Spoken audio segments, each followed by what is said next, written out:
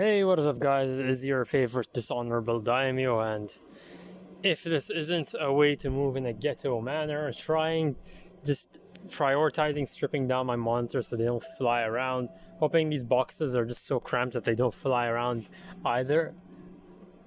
I'm not even gonna bother opening the trunk because it was so hard to close. And there you have it, our baby. The thing powering everything. I hope I did not forget any cables or anything and it just powers on. I don't have to move all on the same day, but I'm just hoping that it works when I get there.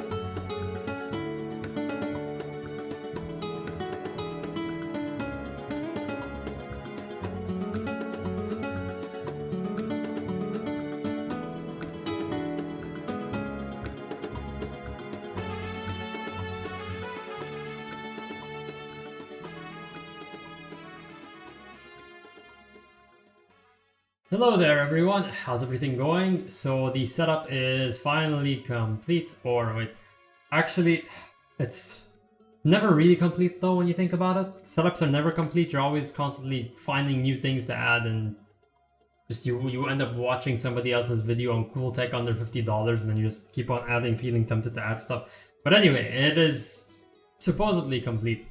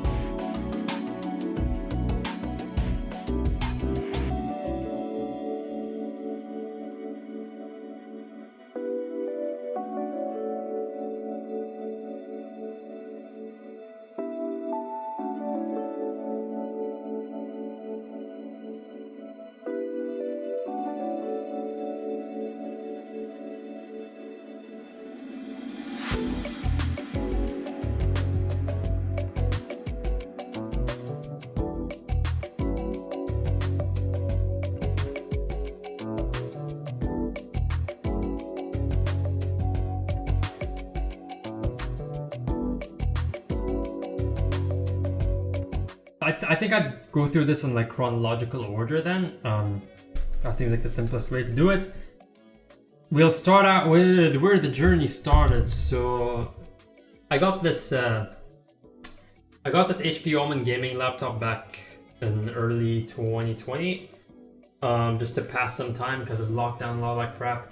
And it wasn't really much. I didn't know that much about like computer stuff back when I was buying this. I just went and like saw, okay, what are the decent what are decent mid-range specs? Anything was better than the MacBook that I was using. I was using MacBooks for like 8 years or 9 years up until that point. So anything would have been an upgrade. This came with an i5 9400H, I think, and a 1650 graphics card.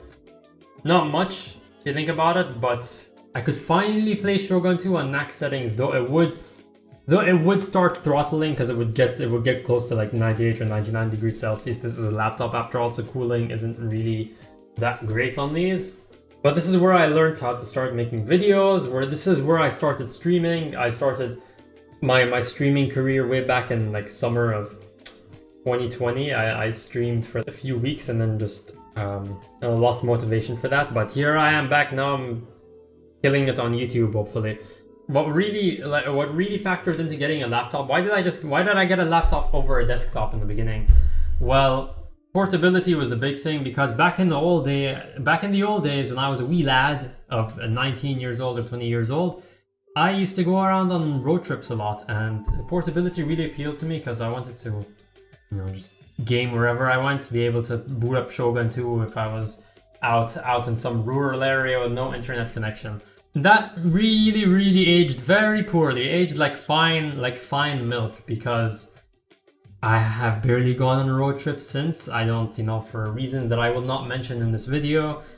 And the longer I went without going on the road trip, and I kept on, and the further I went into streaming and learning to edit videos, I realized, this is really holding me back, really starting to hold me back. These specs aren't going to keep up with weekly uploads or daily uploads in 1440p at like maximum bitrate. I do that. I upload videos at the highest bitrate I can just to get around the crappy YouTube compression. About playing on the laptop, because of how loud they get, if you're streaming or trying to record, this actually is a huge problem. This was, it sounds silly that I'm saying this now, but one of the reasons I phased out a laptop for an actual desktop was the fan noise ruining my audio quality on the mic. Because when you have such a loud fan, just keep in mind, I'm not only gaming on this, I'm also recording, and I'm probably running an editing software in the background.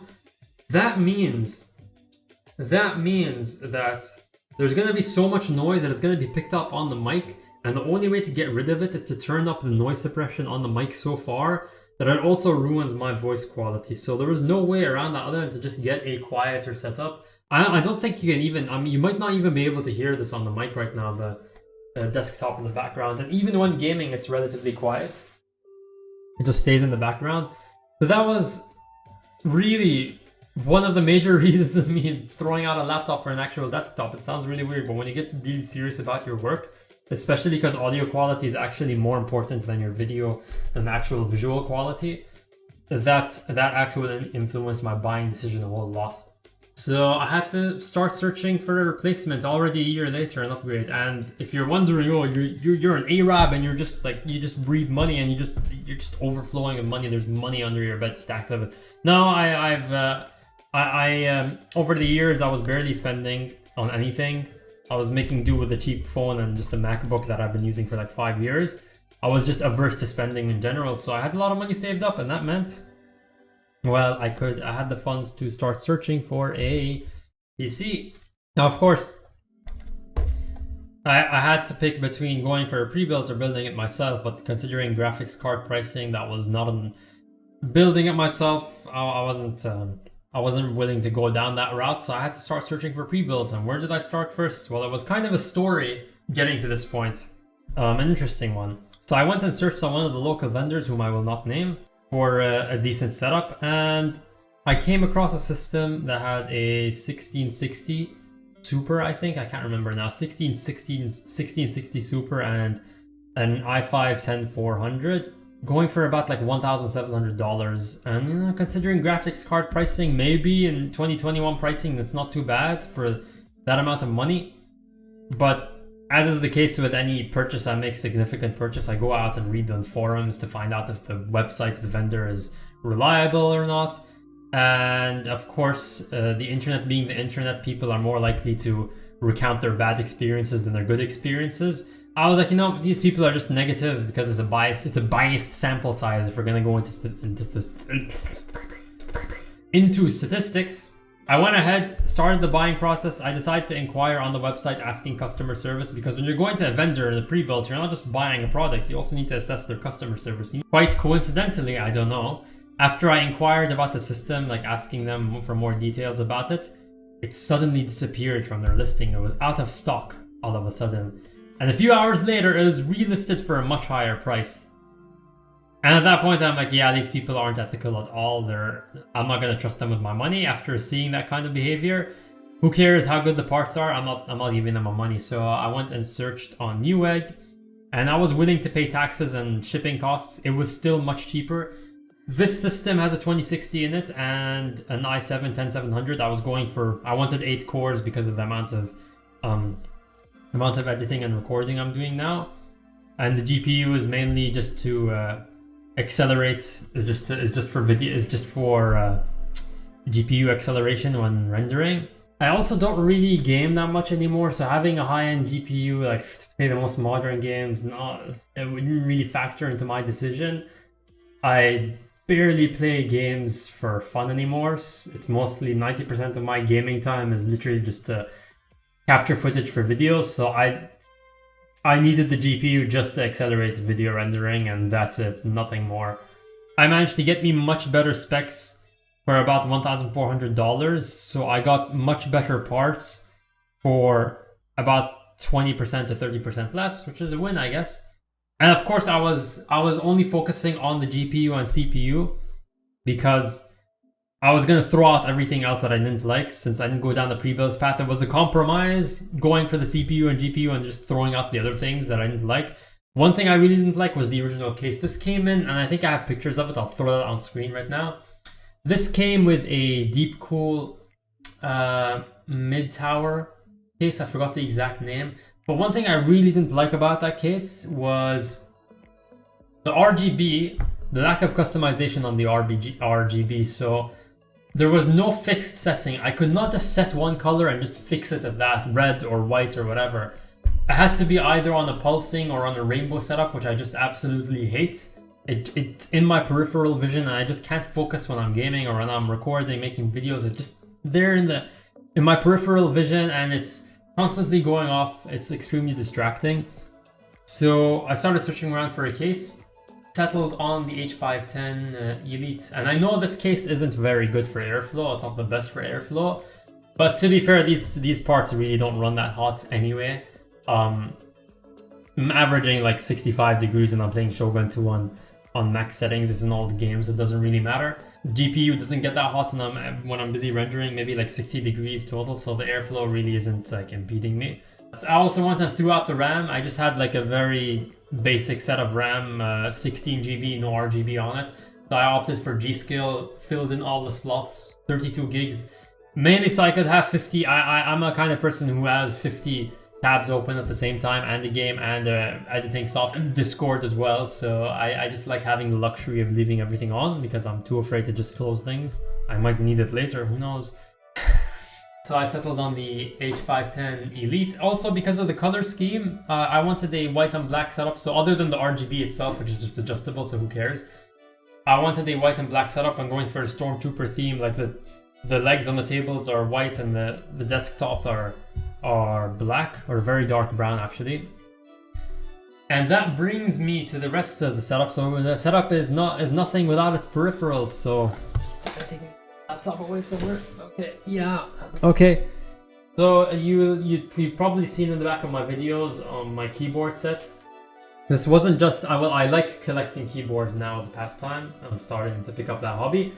But here's the one that came with the pre-built, you know, the e-waste that comes with pre-built whenever you buy them. These are brown switches that feel more like blues for whatever reason. These feel very clicky even though these are brown switches. I also didn't like the finish and the logo over here, and the RGB isn't adjustable on this. It's just a rainbow scheme, so it's not true RGB. It's not adjustable. And it's also a full-size keyboard. I prefer 10 keyless ones. I don't use the numpad. I don't use the numpad, and I prefer having just a smaller footprint on the keyboard. So this was a big no-no for me. I don't think I ever actually used this. I threw it out immediately, just kept it there sitting. But I had to go for something purely functional. Now keep in mind, even until like 6 months ago, I didn't know that much about computers, I didn't know that much about keyboards, so I had to spend a lot of time watching videos and just going very hands-on, buying different products and trying them out. So I have one of each key type, so these are red switches, these are linear switches. Not very loud, very light actuation force. And with Arabic keys, that's a necessity over here. I only ever use this now, like a backup keyboard if I need to type in Arabic. And no adjustable RGB, this was only a flat red scheme. You can either off or on red only.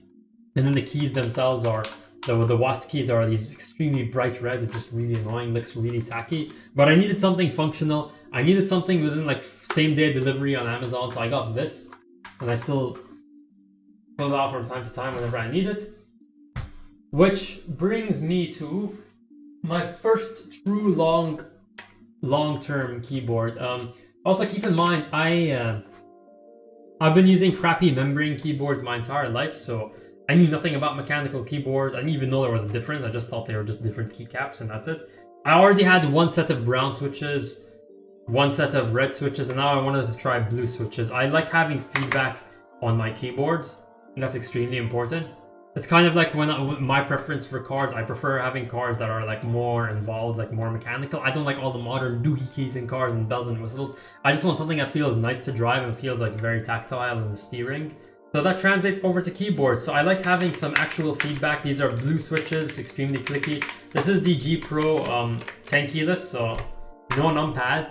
I'm really bothered by all this wasted space, this extra space over here. I really wish they cut this off. I know there's this light there's this key for the RGB to turn it off, and then the Logitech logo useless. I wish they had cut this top part of the keyboard off and just gave it a smaller footprint.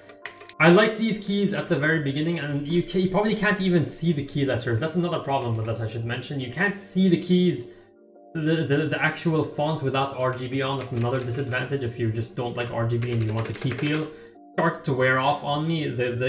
It felt satisfying to use in the beginning, but that's the honeymoon period, and eventually it can wear off on you. And while these have a lot of feedback, like you can hear me pressing the key, like smashing the key all the way, or just typing normally. You can hear it's very audible, but it's also very tinny. It's like, again, a car exhaust. Car exhausts, the best sounding car exhausts are very throaty. They have a lot of bass in them. This is just extremely tinny and just sounds cheap in a way, if you get what I mean. Like, they don't feel cheap to use, but the sound is it can give off that impression. So eventually, with all my experience, knowing how keys, all the differences between red and blue and brown switches, I went for the special edition version of the G Pro that I just had here. These are brown keys, so I'm ruining my Word document over here by just pressing them. They're a lot less audible, but it's again, it's like a funkier keyboard. It feels more subtle to use. And I also like the two-tone scheme going over here. This is League of Legends branded. It's only on the side. I'm glad the logo is only on the side, or I'll never see it. And that's another thing. I also wanted a two-tone black and white to match the Stormtrooper theme, because I don't want to have a black desktop and then a black mat, a black what do you call it? A black mouse pad, and then a black keyboard on top of that. It looks like a never-ending abyss. This adds a lot of personality to it definitely pops against the black of the table. Going on with peripherals, I got two budget MSI monitors. One's the GC24 and another's GC21. I believe those are the exact model numbers. Nothing too special. I got the main MSI monitor that I game on, that's right in front of me, is 1080p up to 144 hertz. It's about $170, give or take a few, on Amazon. And I think if you're just looking for a monitor that has good color accuracy, gives you decent frames, and you don't really care about pixels, you don't really care about having the highest pixel count, having the highest resolution, or needing an ultra wide for work. If you just want a monitor that does it well and does it competently for the price, something that just works, I'd heavily recommend this one. I'm more of a frames per second oriented kind of person. I'm not too big on impressive graphics in gaming. Like I've gone through multiple keyboards and changed up the case and better RAM. It's stayed with me from about the start. It's an old timer, my monitor. That's how good it is. It still manages to keep up despite all the improvements, all the changes I've made elsewhere. Speaking about gaming consoles, you can probably notice all of the set of gaming consoles in the background, pretty retro. I mean, PS3 is currently retro at this point, and the GameCube. None of them actually work. Yes, that's true. I have a bunch of gaming consoles behind me. None of them actually work, aside from the Switch, of course. And they're all clogged with dust at this point. The PS3 just goes into the maximum fans whenever I turn it on. The Nintendo 64, last I tried, it doesn't even give a display. Like it turns on, there's the red light that the system is on, but it doesn't give any display. GameCube power supply is defective. It popped the fuse when I tried turning it on, and there was like an electrical smoke smell.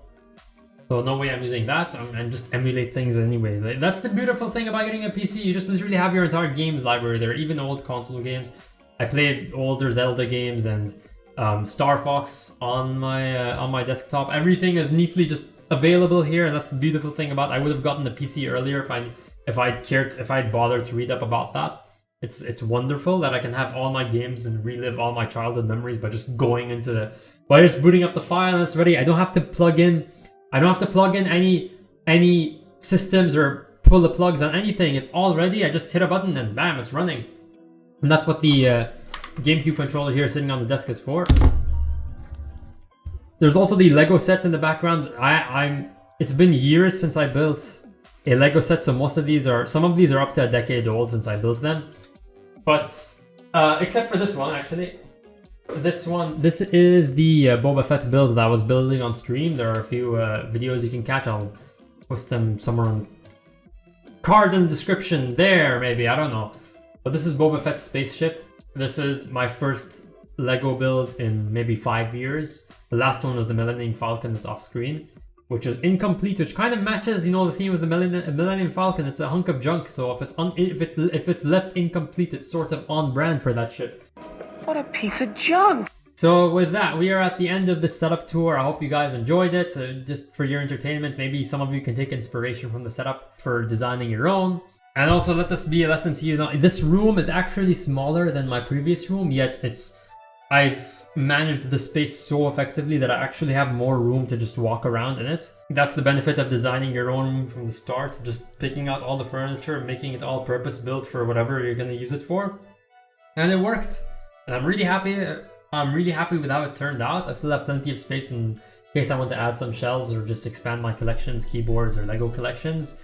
Thank you so much for watching, guys. If you'd like to see more of these videos, don't forget to hit the subscribe button. If you're new here, this is sort of a one-off video, but I will probably do some more. Peripheral reviews. Like I'll do a more deep dive on my keyboard or mouse, or just I might even review my monitors, the monitors I'm using. You can also check out the rest of my channel, which is mostly strategy game content, RTS, lots of RTS content, mainly Total War.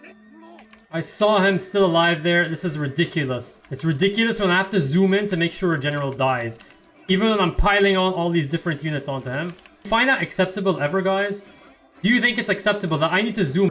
I'm also getting into Star Wars Empire at War, and I have a few videos on Age of Empires 4. I'll look to expand into streaming other games as well, and posting videos for other games. If you'd like to support the channel further, you can hop onto Patreon, subscribe for just $5 a month. You can get access to exclusive videos, extended cuts, behind the scenes, hours and hours worth of content that just did not make it past the cutting room floor to this channel. So you can support the channel, that would be greatly appreciated. You can also hop onto Discord and join in on all the fun. We're all just a bunch of RTS enthusiasts, and we just love having fun and having fun conversations. So you can join in all the fun, ask questions about anything gaming related and not. Also, I cannot express how grateful I am to you guys for helping me build this awesome community. It's been an awesome transformation this year, and I'm excited to see what the future holds for us. Growing this Dishonorable clan. If you'd like to support the channel even further, you can grab some of your own branded merch from the Dishonorable store. Link is in the description below. We got water bottles, caps, beanies. We're gonna expand to more items as time goes on. So you can show your membership in the Dishonorable clan, and maybe also hydrate yourself with this if you want. So what can you expect going forward from the channel? Or we're just going to continue Against All Odds series. I have a few save files sent by /perennial on Discord in particular. I'm going to do some multiplayer replays for Shogun 2 and some more tutorials for these games, more streams for Empire at War, and some more streams for Lego building. Going to complete the Boba Fett set, and then probably get some other sets to build on stream. So you can look forward to all that stuff. I'm going to be branching into looking into newer games to make videos for. I'm planning on getting into Elden Ring, but that's quite a while off when that game releases. Hopefully it's good. So that's what you can expect if you subscribe to this channel again. Thank you so much for your support, guys, and I'll see y'all next time. Bye-bye!